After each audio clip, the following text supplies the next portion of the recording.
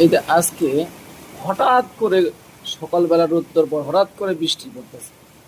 অনেকের শরীরটা অনেকেরই গরম।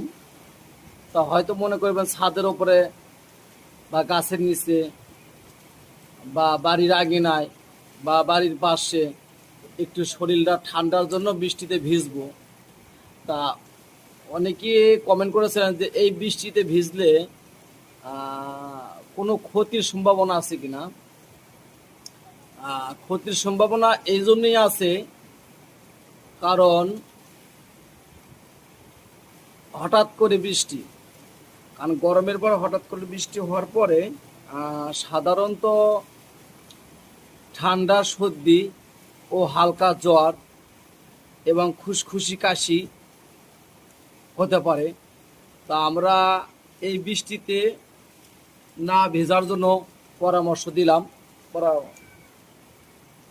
তা অবশ্যই আমরা এই বৃষ্টিতে ভিজবো না এবং সতর্ক থাকবো।